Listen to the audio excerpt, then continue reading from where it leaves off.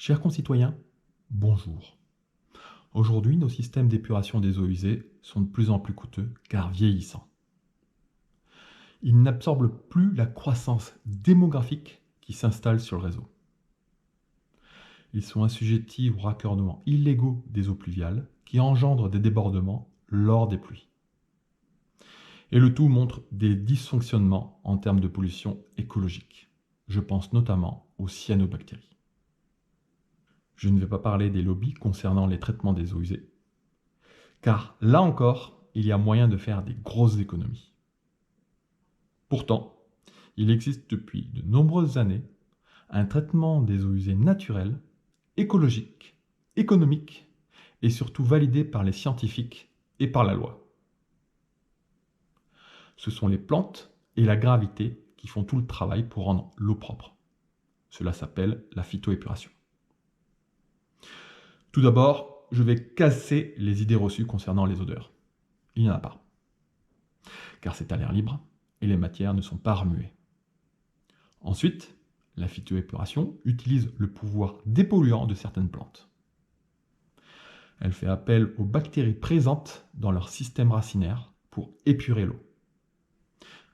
Par exemple, pour une maison comprenant une famille de 4 personnes, ça ne prend pas plus de place qu'une fosse septique. Pour une commune, ça prend autant de place qu'une centrale d'épuration des eaux usées et surtout, ça peut facilement contenir une augmentation ponctuelle de la population. Une phytoépuration est composée de 2 ou 3 bassins selon la conception. Chaque bassin est rempli de galettes de différents diamètres, de sable ou de charbon actif. Les plantes constituant ces bassins ont un système racinaire de rhizomes, comme les roseaux ou les iris. Eh oui, ça peut même être coloré par les fleurs. Enfin, il y a un entretien annuel à faire. Il faut couper les roseaux en fin d'année, retirer les mauvaises herbes. Selon la place qu'il reste dans les bassins, il faut retirer de temps en temps certaines plantes afin d'assurer le renouvellement, le fonctionnement et le développement des bonnes bactéries. Maintenant, parlons du coût. On paye à travers l'abonnement au réseau d'eau potable et la consommation de cette eau tout le traitement des eaux usées. Avec une phytoépuration, pour une maison de 4 personnes, 3 bassins de 1 m3 chacun suffisent. À la conception, il faut compter le prix des galets, du sable, ainsi que des plantations. Il y a peut-être le terrassement qui peut être contraignant et coûteux. En moyenne, tous les 8 ans, on doit payer une vérification pour savoir si l'eau est propre à la consommation à la sortie du système. Je vous laisse faire le calcul de savoir en combien de temps vous rentabilisez l'investissement.